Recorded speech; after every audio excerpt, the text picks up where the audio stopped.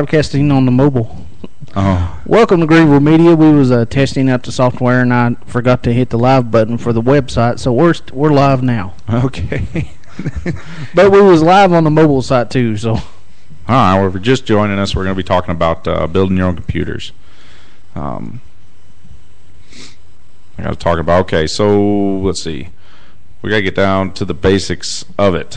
If it's going to be your first time building your own computer, you're going to need everything, and there's not going to be a price advantage to doing it on your first build, because you're going to have to get every last part from the case. Like I said, the power supply, the processor, the fan for the processor. If you don't get, if you don't want to use the one that it comes with, hard drive.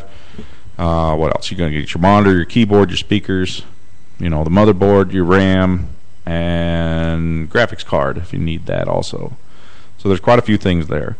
Where the advantages come in is it's gonna a computer you build with piece by piece, quality products you picked out. It's going to last much longer. That's why it's gotten to the case with my computer. I just had a Core 2 Duo machine, which is 3 chip generations old. But it's been doing fine, everything I needed it to do, and I've been through a few motherboards, so all I had to do was keep slapping motherboards in there, and it's gotten to the point where I couldn't get motherboards for that chip anymore. I mean, I could, but it was running out, so it was just time to upgrade. In my case, all I needed to do was upgrade. Well, since I needed to upgrade the motherboard, and that means I needed to do a new chip and new RAM, but all my other parts, graphics card, hard drives, and case, and the power supply, all that stayed. So all I had to do was buy a few things. So that's the advantage of building your own computer. You can just swap certain parts later on, and say, if you do it right, get the right motherboard, or you can slap in a faster processor later. Problem is they've been changing the processor sockets so often, AMD and Intel, that computer a couple years old, you could get a faster processor, or they might have changed the processor socket, so you're in the same boat. You got to do the motherboard and processor. Is any of this? Jack's giving me a blank look over there. Is anything? Oh no, I'm enjoying it. Go ahead. Yeah. Oh, and then of course you got to grab a copy of an operating system. If you've got an older desktop, that you bought off the shelf, take a look at it. There should be a sticker on it that says, Windows OEM, product key. You can keep that. Then all you need to do is get a copy of the CD. It doesn't have to be the one that came with whatever your OEM computer was. Just a copy of Windows 7, if that's what it is. Just the exact same copy as what you've got the key for. So if it was Home Premium or Pro or Business or whatever, just get a copy of that CD, and then you just plug in the key. So that takes care of your operating system, and then of course that goes with you with your hardware for a while. So that's only one thing you've got to, it's one of the continuing investment in your computer. Because let's see, what Windows 8 just came out, but that doesn't look like it's catching on very quickly, does it? Have you had a chance to play with it yet, Jack? No. No, and I don't think I want to. I don't know. It's interesting. If you can get it with a touch screen on a laptop, it seems okay. I've seen one office worker type lady, one of my customers. She was all excited about getting it, on her desktop computer, and she really likes it. From last I checked in with her, a few people. It's about half and half. People either like it or they don't. So, Windows 7 is going to be good for a long time. So you get one copy of that, and it'll follow you through all your next, say at least next 2 or 3 major upgrade cycles. I mean, what was the godforsaken ones? What, 95 and Millennium and Vista? Yep. Not Vista. What was? Yeah, Vista was pretty bad. I actually liked Vista. I liked it. It was fine for me. I mean, it was fine. I didn't like it as much as I liked it XP when it came out. Well, I'll agree there. But I really liked Windows 2000. Windows 2000 to me was pretty ideal, because you had to tell it exactly what to do everywhere, which for me, yeah, okay, I see why I liked it that way, but for somebody that didn't want to have to know, to have extensive knowledge of the computer, to have to, why do I have to install stuff all the time? Why doesn't it just do it? So then that's what Vista was supposed to do. and it kind of did it. Windows 7 really did it much better, but Windows 8, I'm not sure. Anyhow, that's not the point of the topic tonight, is it? Do we ever stay on point? No. Well, I mean, okay, so we're building our own computer. One thing, of course, you need to figure out is your budget, of course. If you're building it the first time, like I said, you don't have a case, a computer. You could be looking at just for the tower, complete with the software and everything. You could be looking at about $1,000 at the most, but that'll get you a top-end computer that it would last you at least 8 years. So you can adjust that by, say, getting a slower processor maybe, or depends on the price of your case and things like that. I mean, a processor you can spend. I just did, and I'm not proud of it. I'm not sad. I'm kind of upset about it now. I've always said, what have I always said? If you're going to get a computer, get what CPU in it. You remember? Anybody remember? It was Intel. I always say get Intel stuff because it just tends to last better. And this time around, okay, I was at a budget crunch, and time was of the essence, and I went ahead and I went AMD. And I got one of the FX processors and, just some gigabyte motherboard. And already I'm not thrilled about it. I mean, even as old as my processor was, my old Intel Core 2, which was an 8-year-old chip. Yeah, about that. It's not. I can't tell that this computer is much faster. It's supposed to be a 6-core processor, 3.5 gigahertz. I've got it to run at 4 gigahertz, no problem. 6 cores. As opposed to a dual core. So you would think it would be, it's, at least significantly faster just looking at the thing firing up. And I've just got it reloaded right before I come out the door to come to the show. So we'll see. I haven't really had time to really torture it too much to see if it is much faster. Well, what's the cheapest you could build your own computer at? Well, I mean, no, we don't want to talk about it like that. That's a silly question. Well, no. Like for those who all they want to do is email, Facebook, and internet. They don't want nothing. Amazing. In that case, you're better off buying one off the shelf because they can. Like I said, building. You can get about $350. I think you can get a computer that's slow now. But it's brand new. For just doing that. But I mean, that's not the way to go. I would say just hold on and get something a little bit faster, than $300. Because if you buy something that's the problem with the computers is, if you want to get a faster computer, just wait 6 months. It'll be there, right? Because the stuff's coming out so fast. If you buy, the low end of the totem pole, then you're already behind when you buy the thing. And as software evolves, the web browsers are the biggest program most people run on their computer. It gets to be really, really bulky, and there's a lot going on a web browser, on a web page. I mean, so even just running a web browser, and then say you open up another program after that, and you got, say, maybe a iTunes running in the background from that, and then you got a Word document open. You've got a whole lot going on. So and then if you're buying the low end because it's your first time you're getting a computer, then you're going to be disappointed in it, or you'll get used to it, and you'll start using the thing like it should be used, and then you'll find out that it's slow, and then you'll be mad at it. So it's kind of a sad progression. We want this to be happy, so just go a little bit higher and get one that'll last you. That's already can handle a little bit future proofed. That's always the way I like to design or recommend computers. Well, what brand would you recommend? I mean, the Acers are decent, HP or Dell, it doesn't matter really. It's the guts of the thing. Okay, now it's the processors and the motherboards and the RAM and the graphics cards and everything aren't made by Acer or Dell or HP or even Apple. What that brings up a good question. What does Acer, HP, and Dell, what separates them?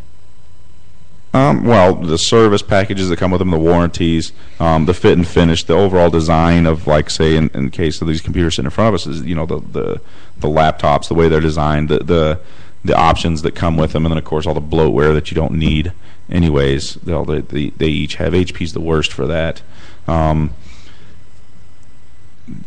So that's the value added software, quote unquote, that really isn't. It does stuff that Windows already does anyways. So it's just in the way, and usually that's what I'll do is I'll go through and get rid of all that stuff. Lenovo makes really good laptops. Their desktops are decent also. Asus, ASUS, if you've seen that name, they make some really good laptops, really good desktops, both. So, but what matters is the guts inside. It's got to get Intel. If you go with Intel, and right now, if you can go with at least one of the iCore line, which is their latest line of processors, at least an i3, an i5, or an i7. And I'm really kicking myself in the butt that I didn't go ahead and go. I'm thinking about sending this stuff back and spending the extra money and getting Intel gear, like I should have in the first place. But I figured I'd give it a try just to see, Okay, looking at mine, I see an Intel Core i3. Mm-hmm. Yep. Yeah. So tell me about that. Well, that's the slower of Intel's latest processor line. Well, they've got 2 or 3 revisions to the iCore line. The i3 is the slowest of the 3. There's an i3, there's an i5, and there's an i7. And of course, the i7 is the big daddy. Really nice chip. They're pretty. You can get them. You can get one for about. Looking at one here for about $300 for a really nice one. And then there's an i5. You can get the chip by itself for $200. The chip that I got, I got an AMD FX 6300 chip or processor. So that's the main motor in your, depending on what you do with it. But I mean, unless you're a super heavy gamer, the processor is the most important. Is the big. It's the motor in your computer. It's how fast a program can get done. If you do a lot of photo editing, stuff like that. If you're a gamer, your graphics card runs a whole lot more, but the processor is still pretty important. So what I did is an AMD. If you're gonna get into building your own computer, because we were talking about buying them off the shelf. One of the first, you got to figure out if you're going to go with AMD or Intel processors, and I would say go with Intel. But the upside to AMD is you can get pretty close to the same performance as the Intels, and I don't know about the longevity yet. I'm about to find out. I haven't gone with AMD in 18 years on my personal computer, so we're going to find out, see what this thing can do. For a while, I'm going to cook it. I'm going to torture the heck out of it because I already don't like it. And if I don't send it back and get Intel stuff, I'm going to torture test this thing. Well, see, I'm gonna be on the exact opposite end of you, and I got these computers for a hell of a deal, and I got them for 20% off. But I love them. They do everything I need them to do. Yep. But you're saying they're the low end. I mean, they're the low end of their latest processor line. They're still you can still get Pentium chips. They're much better than the original Pentium. They got the Pentium G series chips that are out now, and then you can still find the Celerons, which are completely awful chips. The i3 is the slowest of the newest kind, and the i3 is the minimum chip I would recommend anybody get for anything. And you can see why. I mean, yeah, you do a lot with that laptop, but here, I bet you in about a year and a half or so, that computer's going to be busting at the seams with what you're going to be trying to do with it. It's going to get to a point where the computer holds you up. And so right now, you're just, you're kind of young in the business, right? You already use the laptop, for everything. I mean, this whole show is going through that laptop right there. So, that's really impressive. But here pretty soon, if you start, especially when you start doing the video podcasting that you're talking about, yeah, you're going to need more. I've seen it. I'm about a year and a half. That's what I'm gonna say. I'm gonna predict for you. Well, to be honest with you, is this year at the end of the year, I'll be buying new ones. Oh, already? You got it? Yeah, okay, good. Okay, so I was wrong. Well, I mean, it's because I'm one of those who will spend the least amount of money I need. And then a year later spend it again instead of buying one that'll last me 3 years. I'll buy one that'll last me a year. Right. Well, I mean, these could last you 3 years already. But if you went with an i5, it could last you 6 or 7. If you went with an i7, it could go 6, 7, 8 years. It could last you. Yeah, but see, then I'm one of those who will, look at just the whole computer itself. Like every year on my home computer, I will basically reformat it and send it back to factory settings, because every computer gets to a point where it's just, there's so much trash on it that there's nothing you can do with it. Yeah. I mean, if you're constantly installing, you're trying to get free games, and the whole family's using it. Yep, I've seen it. I see it every day.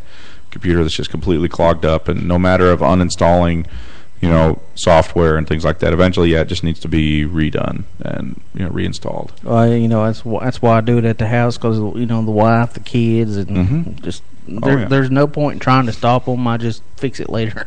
Yeah, just start from scratch and then learn what you've learned already. All that stuff. But yeah, that's what happens. I mean, as you use the laptop, or the computer, it takes. There's a lot that happens. There's a lot of updates that happen. So yeah, I mean, nothing stays the same on the computer. Every time you open up Chrome, it starts to update itself in the background, and it never tells you about it. It just does it. When Windows does updates, there's all kinds of stuff that changes all the time. So there's more and more loads being put on, your hardware all the time. Well, let's take a quick break. Don't forget our friends at Travis Gregg Construction. Give them a call today, or 423-620-2634. Email them at greggbuilders@yahoo.com. General contractor, residential, commercial. If you're looking to build a log home, log cabin, log house, he can do it. And always remember, we broadcast live from Tommy's Plumbing Studio. Give Tommy a call for all your plumbing needs, 423-620-7522. Yeah, that it? Yeah. End of commercial break. Yeah. Okay. All right, so I was trying to talk about the difference. Okay, the main thing started with Intel or AMD stuff. So AMD's top of the line processor right now is the 8350. You can get it for $220, $200, something like that. Problem is, their top of the line stuff isn't even as good as Intel's latest i5 processors, the 3570, which you can get that chip for $200. And then you're going to have to get an Intel-based motherboard or an AMD motherboard. So, the chip that I got from AMD, I think it just a little bit better than the i5, or somewhere around the i5. But for the cost of the whole chip, I got a motherboard, and the i5 chip that I wanted was $200, and for the cost of that, I got a motherboard and a processor. So we'll see. Well, I did want to play your promo that I'm going to start getting everybody recording a promo so I can add it to the talk shows, and your new commercial on the Greenville Media stream. Oh, I have a promo? Yeah, I'm going to play it for everybody, let everybody hear it. Okay. Hey, this is Ian Bible. Check out my show, Tech Chat, Wednesday. Hey, this is Ian Bible. Check out my show, Tech Chat, Wednesday nights at 8 o'clock on Greenville Media. Yeah, that was the promo one. I like it. And here's the commercial. Hi, I'm Ian Bible, owner of Greenville IT. If you're having technology trouble, give us a call at 423-972-0744. We've been proudly serving Greenville and East Tennessee for the last 4 years. We specialize in small business solutions. We repair computers, build networks, and create peace of mind for your valuable data. Having trouble with your technology at home? We can do that too. You can find us at greenvillet.com and catch our show Tech Chat every Wednesday night at 8 o'clock on Greenville Media. Now, I love it, I'm telling you. That commercial's like a snuggly little bunny, isn't it? You just want to, come here, fuzzy little computer. Well, every time I see you, I just want to hug you. Oh, that's great. Yeah, but that was, did you stretch the audio there for that to make it run longer? It seems like it was slower than I remember when I recorded it. Anyways. I like it. Wow. Yeah, that it's very, that commercial makes me feel like a Care Bear. Especially the hi. Hi. But I like it. Hello. How you doing? Hola. Okay. What were we talking about? I don't know. Building computers, and we're kind of getting around, poking around, talking about processors. Okay, so bottom line, processors, the Intel stuff is better, but there's a price premium to it. Usually there's about, if you're going to build it from scratch, like what we're talking about today, you can look at, you're spending just on the motherboard and processor, because every other part doesn't matter. It'll work on either platform. Of course, we're talking about the RAM, the hard drive, the graphics card, and anything else that you plug into it. The motherboard and the processor, those are based on which brand you go with, and if you get the right socket in the motherboard, you can slap in faster processors later on, or as your budget, whatever happens, later on you can throw in faster processors.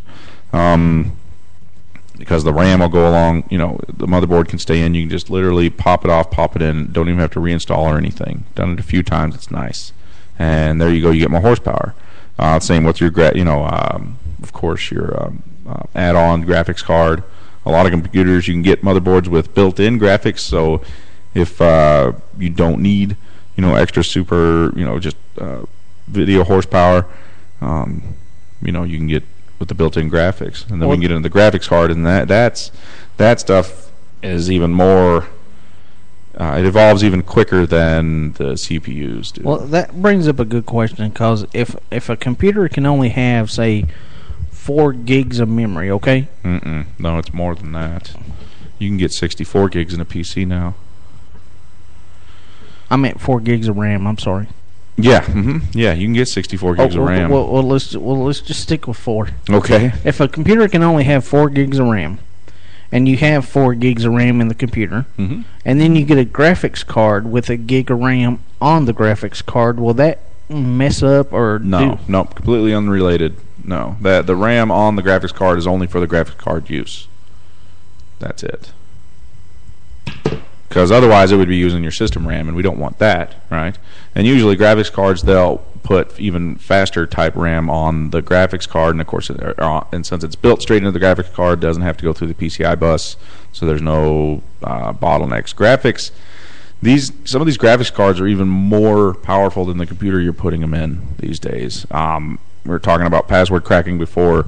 You can get a graphics card, which they're quite huge now. They'll take up 2 slots in your expansion bay area of your case, and they can have 2 graphics cards on that now.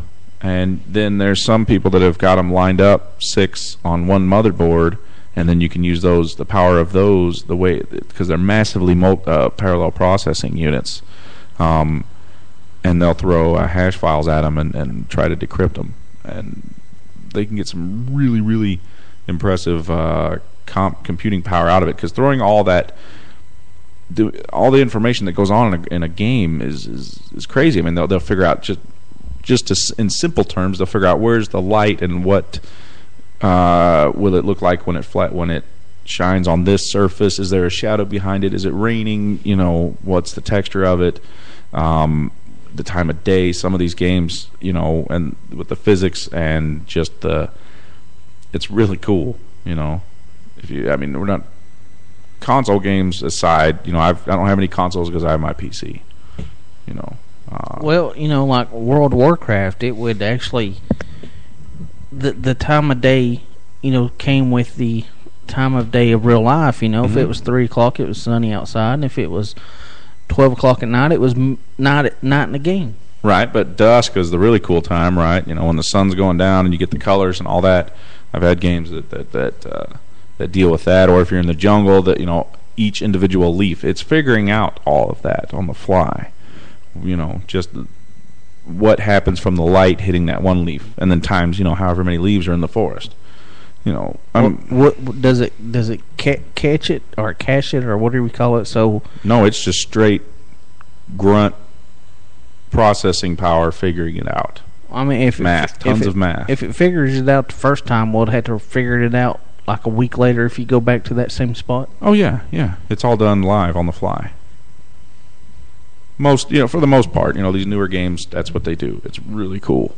and they just take up a whole lot of processing power. And of course, you can add these things in. You can. I think there's some you can put 3 graphics cards in one computer, all to power one monitor, Jack, or up to 6 if you want. Also, I've seen. Yeah, we're not. Yeah, we was talking about that before the show, and that would give me a headache. That'd be really cool.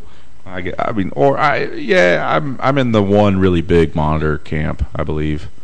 I think, 27 inches. That's a good size. Maybe 2 or 3 of those. I'd be happy with that. Just get eventually. Like that's in my dream. In my wish list. Flat screen TV. 50. Yeah, but then you'd have to sit across the room from it. And that's no. That's not, and you have to. The thing is, too, a flat screen TV doesn't have the DPI of a monitor. The pixels per inch. It doesn't have the resolution. Even though they'll do the same high def, 1920 by 1080. Everything will do that now. Some of these monitors will do 2550 by 1440. Well, So, you was speaking of PC games and console games is. there's a lot of overlap there. And you can tell a console game when you play it on the PC because you just turn everything all the way up and the computer's like, what? It doesn't even sweat. Even a slower computer like mine was. Mine was an 8-year-old computer. I got I have a 6850 Radeon, a 6850 that I bought 2 years ago. And it was about middle of the range. I paid $150 for it 2 years ago. That was not so bad. The top of the end graphics card usually is $500-$600 now. So if you spent $200 on a graphics card, you can beat anything a console can do easy. So like the best game out there right now, what is it? Call of Duty would be nothing to a computer. No, Call of Duty is pretty impressive. The newer ones, the new one. I mean, if you play on a console compared to a computer, talk to me here. Is it? Well, I mean, the Call of Duty, they've done some optimizations for it on the PC. They actually kind of have to cut back on some of the effects, some of the graphics effects on the console because it can't handle it. But on the PC, you can pick and choose. You can custom tailor. You can turn everything all the way up to, the graphics. So like we were talking about the leaves, some of them you can see the actual veins in the leaf. And then if you can turn down some of the graphics so that you don't see those, you just see a green leaf. Well, see, I was always in the field of console games were better than PC games. That used to be the case. That back in the PlayStation day, because PC to build a PC that could do what a PlayStation could do at the time cost you $5,000. So I was right then. But now it's different. Yeah, I mean a console, all it can do is high def is 1080p. That's all it can do. So, which is that's as high as your TV can go, and we're talking about a computer, a nice 27-inch computer monitor. And some of these I've seen these triple ones, and they'll put so you've got the one right in front of you, and then the 2 on either side, and you get kind of a panoramic view thing going on, so you can really start to like playing that Battlefield or the Call of Duty game. I think it's the #1 seller game. It's ridiculous. Some of the graphics in it are really impressive, but every time I've tried to play it and then go, oh, look how cool that is, I get shot and I'm dead. I'm dead real fast. So I'll play real-time strategy games like the Total War series, or like Warcraft used to be. What is it? Company of Heroes, I think, is one. I don't know. I'm waiting on the new Total War Rome 3. I quit playing them when SOCOM 3 came out. So, the original SOCOM and SOCOM 2, I was the man. So I've never been really good at first-person shooters. But you know what it is? And I've tried to play, like a year ago, I tried to play one of the Call of Duty games, and I got the same controller that I've always played with. And it's just they've changed everything so much. It's just hard to control it. Yeah, the Xbox controllers are pretty ridiculous. You can either do a D-pad or a joystick on either thumb, and they're in opposite positions. Or your right thumb does the butt, or I don't even know. I've never owned an Xbox. me neither. We borrowed one for a while from a friend, but I'm a PlayStation man. Yeah, all the way back. I had a PlayStation 2, but the only reason I bought that was for Gran Turismo 3. And I still remember the PlayStations where you could actually get the network adapter and hook it into the back. Yep. That was I've got a story about that, but that's not about. Back in, what was it, 98 when we had that small little blizzard? Yeah, and I wasn't living around. I wasn't living here at that time. Well, I was still living at home. I was what, 17, 18, and maybe 19. 98 is when I graduated high school. And yeah, same here. And but me and my mom and dad drove to Rogersville Walmart because that was the only place that had one left. And it was during that blizzard, and it's one of my best childhood memories. Oh, for the My Buddy? No, for the Ethernet. Oh, the Ethernet adapter for the PlayStation? I don't talk about My Buddy. I'm still mad about that. Why are you mad about that? You told it. I know, but see, my mom keeps telling me, I'm going to buy you a My Buddy one of these days. I'm like, it don't matter now. I wanted the My Buddy then. You're putting these talk shows on the internet. You know that, right? I mean, they warn you not about pictures, what pictures you put of yourself on the internet, but this is... You know, you've got hours and hours of your own voice online, and I'm sure your mother, yeah. I hope she doesn't. See, that's one of the tricky parts. I gotta have a mother filter on. I can talk, but she can't talk back. See, she can call in. What's the call-in number? The number you are trying to reach has been disconnected. Please leave a message. We got the chat room too. Who's keeping an eye on the chat room? I leave it open. You just leave it open so they can just chat with each other. You should be able to chat with them while they do it. I don't know. I can only do so much. I can't do the show and do a chat room at the same time. I'm not that. There probably ain't nobody in there. It takes a while to get people used to it. Yeah, that's true. Yeah, looks like nope, nobody's in there. Just me. Well, that's figured take a look at it. So, okay. If you go to the main website of Greenville Media and scroll down, there's a chat room you can sign into, put whatever name you want to it on there, and talk to Ian. And because he's in there now. Right. You can type him a question or tell him how much you love him or whatever you want to do. Or not. Either way, we can have a discussion about anything you want. I mean, that's the point of having all this. Yeah, I was looking at my software and audio and all that, and actually a little over 125 hours of content. Nice, very good. That's good, man. You can't make that up. Well, you did, but you know, it takes a lot of work. All right, so let's see. Processors and motherboards. I think we've kind of covered that possibly. Okay, the one thing you got to look at though, like I said, there's after we get through this motherboard and processor choice, everything else plugs into that. So you want to look at the motherboard in particular. Most of them now will come with the pretty much all of them now will come with the network card and the sound card built in. So there you go. And a lot of times it's a surround sound card if you're into that, or just on your computer. That's great. Let's see, the network card. So some of them now you'll see they'll only be 100 megabit. They won't be a gigabit. So if that's important to you, make sure you check that out when you're looking at these things. The 10100.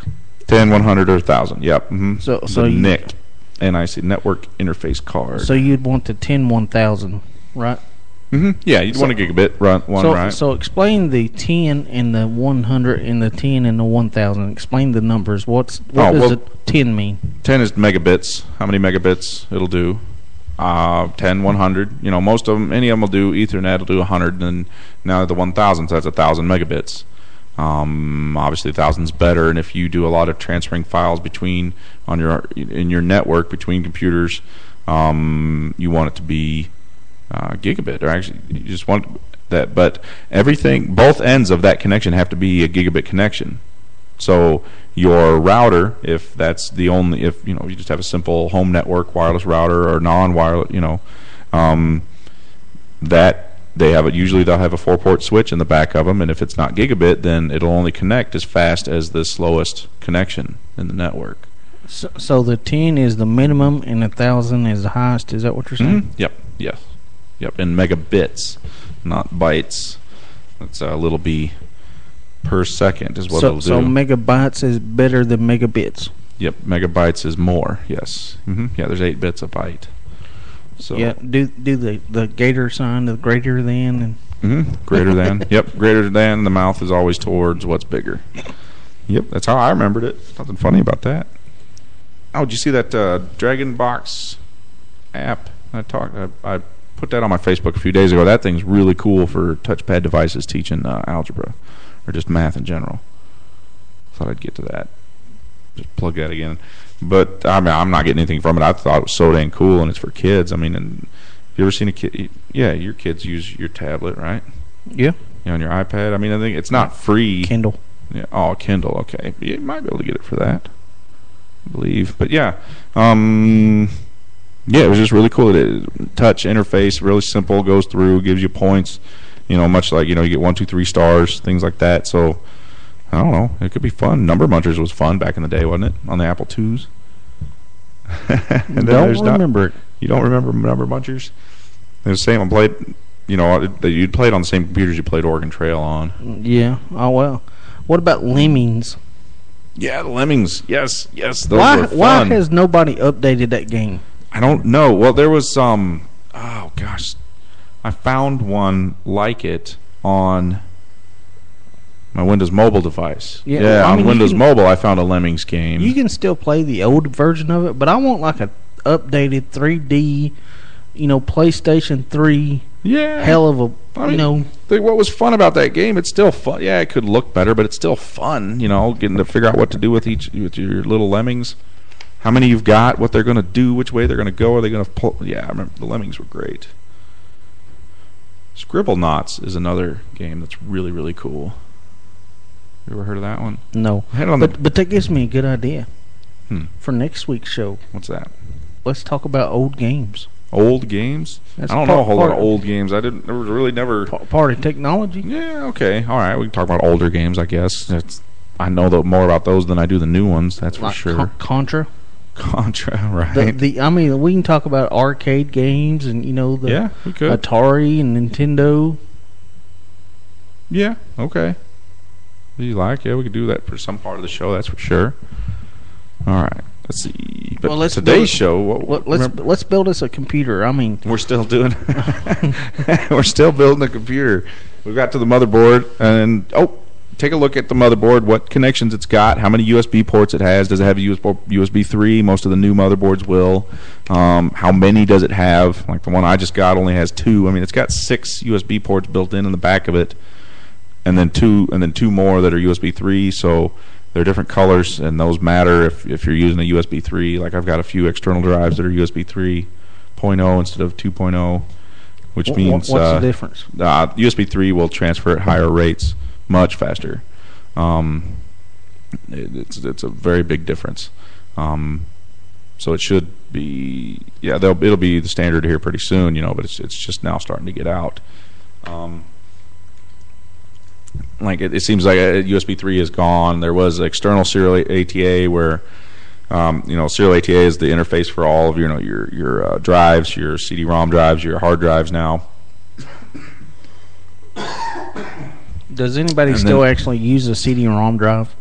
I did today, and I had my operating system comes on a DVD. Well, I know, but I'm saying a normal CD-ROM drive. I'm talking, most of them today are just DVD. Yeah, they're DVD CD-ROMs. Yeah, just not the. Everything does both now. Seems Yeah, but some CDs still. Audio CDs still exist. There's still some software that doesn't need to come on a DVD. That's getting more and more rare now. But yeah, you need at least a CD. There's no floppies anymore. You won't see that in a computer. I have one just because I do have a few customers that still use 720K floppies in their equipment, and that's getting to be a headache. But yeah. So, okay. Motherboard, stuff that plugs into. How many PCI Express slots? That's where your graphics card will plug in. If you expect to do SLI or Crossfire, that's what NVIDIA and AMD call tying multiple graphics cards together, which is really cool. You just slap one in there and you get more than double the performance usually. I've never had a chance to get it done, but a few of my buddies have done it. Because usually by the time I've got the money to buy a second graphics card, it's come around that if I spend that much money on just one new one, the new one is double what my old one was. So, no point in buying a second old one by then. I guess I'm not that hardcore of a gamer on my computer, but the full-on gaming rigs, when you get into the graphics cards, that's where you really start spending your money. You can really spend some money on RAM, but RAM's come down since the chip makers got busted for price fixing years ago. RAM used to be traded as a commodity, so just like oil, and so the prices would go up and down based on whatever the market, not on. And so the chip makers were all in on price fixing, and just overnight seems like RAM fell. And then when Vista came out, because Vista required so much RAM, the demand for that caused so much production. So it was wonderful. RAM just fell. Like you were saying, 4 gigs of RAM. Say it has 4 gigs of RAM. That's the least amount of RAM you would want to have in a computer nowadays. I would say at least 8 is what you'd want, because RAM is what, like I was saying, browsers are really big programs. RAM, your browser will eat up RAM. I mean, I've seen it use 2-3 gigs of RAM by itself. If you get 5, 6, 7, 8 tabs open, and depending on what's going on in each one of those tabs, you can get to using a lot of RAM. And as soon as you fill up your RAM, it spills over to your hard drive, which, unless you've got a solid state drive, is the slowest computer thing in your computer. So there's the bottleneck there, and you'll start getting sluggishness when you're switching between programs or tabs, and that's when your computer will just start grinding to a halt, because it'll be running at full blast pretty much, bouncing off the rev limiter. But now, if you're building a computer now, you got DDR3 RAM. See, that was part of the problem with mine. Is I could have gotten a DDR3 motherboard for my old chip, but it's kind of it was time to upgrade. DDR3 RAM is faster than DDR2, obviously, and DDR2 is starting to ramp down production of that, so that stuff will start costing more, just the same as DDR does now, if you got a computer that runs DDR RAM. But yeah, so DDR3, and then you can get some of the super fancy stuff with the big heat sinks on it. You can get 8 gigs on one stick of RAM now. Isn't that great? This motherboard I got, though, I did pay attention to that. I want to stick 32 gigs of RAM in this thing. I just want to do it. That's just, I remember when you had to buy, let's see, what is it? I had this is back my last AMD machine. I had a K62350, and you had to get ECC. It was an error correction RAM. If you wanted to have a gig of RAM, and this was the first time that amount was possible, and this was back before the price fixing outage, so RAM was expensive, and then you had to have this error correction RAM to get a gig, and now it's just like 8 gigs on one stick. You can get 64 gigs in one PC. That's crazy. It's a bit overkill unless you're doing a lot of virtual machines, a lot of Photoshop work. That would be really cool, because you can have all of your work in RAM. It'd be really fast. Well, let's take a quick break. Give our friends at Land Pick Construction a call today, 423-823-1960. Check out their website at www.pitcrew.com. It's PITTCrew.com. Been in business a while. Give them a call if you're looking to build a house, folks. And don't forget our friends at Realty Executives. Give them a call at 423-639-3465. Check out their new website, www.realtyexecutives.com. Give Reggie Jones a call. All right. I figured maybe now we need to talk about getting the case, because everything goes inside your computer case, right? And there's a huge range of choices out there, and it's going to be one of the most important, because your case, the design of computer cases has not changed much in the last 30 years. Not much at all. I disagree with you there. No, I mean on the internals, the way. Well, okay, it has. I mean from the big towers to the little. The tiny, yeah, but pisses me off. We're going to be we're talking about building a desktop, so a regular mini tower, just regular tower. It's the form factor we're talking about is ATX, and if you are out there looking at the websites that I really like to use is Newegg when I'm researching parts for a new computer, and then I have to go over to Tiger Direct and see if they've got it, because Newegg's got a warehouse in Tennessee somewhere. So, but it's a great website. You can read all the comments and stuff about the individual parts, and do some shopping, and it's real easy to compare lots of different hardware, when you're doing A/B comparisons and things like that. Or Tiger Direct, of course. Tom's Hardware, I use that a lot, especially their charts. They got performance charts on graphics cards. That's how I try to keep up with what's the latest graphics card, because it's some of the naming conventions and things. If you don't pay attention to it for a couple of years, they've changed stuff, so you can't just jump back in and figure out what's the fastest, or what's. It's always easier to figure out what's the fastest, but not so much like what's the middle of the road, because the fastest graphics cards cost $600, and that's kind of silly. You can spend $200 and still be really happy, but you got to know what that part's called, So anyways, okay, so the case. Now, but, I've only had, in the last 20 years, 2 cases. 2. And all my computers have gone inside those cases. So it can be a really important decision to, you can spend, you don't need to spend $200-$300 on the thing, but you don't want to spend $30 either, because then it'll just be a rattly, really thin. There won't be the fit and finish of it, especially when you get inside. If you want to start moving hard drives around or adding hard drives later, you get a lot of sharp edges and stuff in there, and it's not nice. Some of the key features I like to look at is the motherboard tray, because some of them, they'll have the motherboard tray where the motherboard mounts to the case, and that's pretty standard the way they do it. There's the ATX form factor. They've got the standard screw, the mounting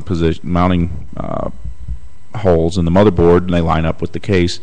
Some of them got the studs built in, the standoff studs. They're about a half-inch, quarter-inch, to keep it off of the case. But then behind the motherboard tray will be channels where you can run power supply cables, so you can hide them between the the side of the case. One side of the case is going to be the side that you take off all the time, and the other side is just going to be the back. And so you can run cables up behind there, and they pop out right in the right place. You don't have these huge bundles of cables coming from the power supply just cluttering up everything in front of your motherboard, because you want to have good airflow. So that's the other thing to look for, is fans in it, their placement. Some of them get really nuts. You've seen these huge, what do they call it, the 210 millimeter fans. Have you seen any of those? They look like great big windmills on the side of their computer. At least 120 millimeter, 12 centimeter fan. Those will move plenty of air and be quiet. The 80 millimeter, if they've got 80 millimeter fans in them, you're going to get lots of whine. The high pitch fan whine. Well, don't they have a new coolant thing out where it runs cold? Well, not cold water, but some kind of cold water liquid? Cooling. Yeah, yeah, but they've got those. You can get those too, but they still require a radiator with a fan on it. And so I was just looking at them today in Best Buy. Actually, you can get them for like $70. They're all the closed system. It comes to you already, put together, so you don't have to worry about it leaking and stuff. You just have to get it into your case, and it still needs a fan, to cool it. So I'm not sure if you're going to be doing overclocking, which means making the processor go faster, run a faster clock speed than is stamped on it, which is pretty common. I'm going to be doing it with this AMD to try and get most of my money out of it and not hate it as much, I think. But if you're going to be doing overclocking, you need to get good cooling. That water cooling block, you can do pretty good with that. From what I've seen, what I've experienced with them. Most important is that you've got at least 120 millimeter in the front and then 120 millimeter in the back in a pull configuration, so that all the air is. You want to treat your case is more like a wind tunnel, so you don't want to block up air from the front to the back, and especially around the processor and the hard drives too. Those things can get pretty warm, so you want to make sure they got a fan in front of it. In the case, make sure it's got enough room for hard drives inside of it. Some of them got really nice hard drive trays or a rail system. You just slap 2 rails on the side of the hard drive and it slides right into the case, and click, and there you go. My case, I think I've got room for about 6 drives in there. I've only got 2 in it at the moment for 4.5 terabytes of hard drive space at the moment. But yeah, you can get a 4 terabyte hard drive now. They're only about $200. So imagine by the time I fill up my 4.5, I'll be getting a 4, and they'll be about $100. You can get a 1 terabyte drive now for less than $80. But then the solid state drives are starting to get up there. There's a 500 gig one, but there's about $300 something. I'm not sure. 500 gigs is about a usable size. If you want, and the solid state drives, if you heard about these things, there's no. It's like the entire hard drive. There's no spinning platter inside of it. It's just all just chips. So it's extremely fast. You can boot a computer up in about 5 seconds. Just from full off to all the way on, ready to go, 5 seconds, done. Loading up programs is really fast because, like I said, the hard drive is the slowest thing in your computer. So, I mean, you can get 5,400 RPM hard drives, you can get 7,200 RPM hard drives, you can get 10,000 RPM hard drives, and this is going from, speed from slowest to fastest. Now you can get these solid-state drives, and there's a few different grades of those, and I'm not going to go into that now. But the solid-state drive, if you get one of those, a 500 gig or even 128, you put the operating system on that and then load some of the programs that you use the most on that drive, and then you could still have a big 4 terabyte traditional drive for your deep storage, for your music, your videos, things like that, stuff you don't need to load up real fast. If you do that, your computer will be really, really fast, really dang fast. So you can use 2 or 3 hard drives and connect them to one computer. Is that what you're telling me? Yeah, okay. Inside one computer. Yep. Yeah. Mm-hmm. Okay. Yeah. Mine's got. You'll see how many serial ATA headers it's got. Most of them will have 6. Some of them will have 8. Some of them will only have 4. So one of them is going to be taken up by your DVD-ROM. So if you're going to have 2, then there's 2 gone already, and then your hard drives. And so that's what you got to look at when you choose the motherboard, that it's got the latest chipset, and then it's got the right connections that you're looking for. And most motherboards too, you can expand. They've got USB headers, so you can add extra USB ports. You can have up to like 16 or something like that, which is ridiculous, but you can. That's pretty standard. The thing that you can't add, or you could add serial ATA ports, you could add a controller card or something like that, but it's easier just to get the right motherboard. And it's if it's got a few more than you need at the moment, then great. Then there you've got future upgradability, which is the whole point of building it yourself. Other than just having the pride, it's pretty straightforward. There's lots of videos on the YouTube about how to put a computer together. There's most of the time the plugs only go in a certain way, so you can't put them in wrong or in the wrong place, because the hard drive power connector is different than the power connector for your motherboard, and so forth, and your graphics card and so forth. Your RAM, when you install it, can only go in one way. So it's not putting them together is not the scary part. There's a couple parts that require a little bit of practice or a little bit of patience, and that would be putting the thermal grease. When you're putting the cooler on the processor, you want to use a good thermal grease, like a Arctic Silver or so forth, what they call it now, but anything similar to that. You don't want to use the gunk, the thermal pad that come on factory coolers. So you only want to put about a paper thin layer of that stuff. It's really easy to put too much of that thermal grease on. And then the other thing that's always a pain in the butt is when you put the power switch and the power LED things that are built into the case. You've got to hook those into the motherboard, and those can be a pain in the butt because they're just tiny little jumpers. But everything else is pretty much straightforward. Putting the computer together, there's no reason to be afraid of it. Do you still have to?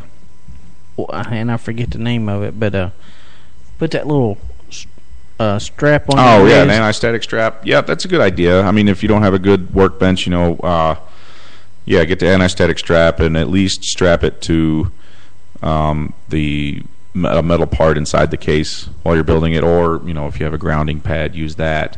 If you don't have that, just stay in contact with. What I'll do is I'll put the power supply in the case, and then the power supply has a main power switch on the back of it. I'll turn that to 0 and then plug it in. So you have the ground connection between the case and the power supply, and then all the way through to the wall. So you've got that, and then make sure that you touch a metal part of the chassis in the case before you go touching around things. But it's not, as long as it's not the middle of the winter and you're not, getting, shocking, you know what I mean, in the wintertime, and you touch anything. It's not as bad as it used to be, is it? It wasn't that bad this year. Well, I mean, I'm talking, years ago when.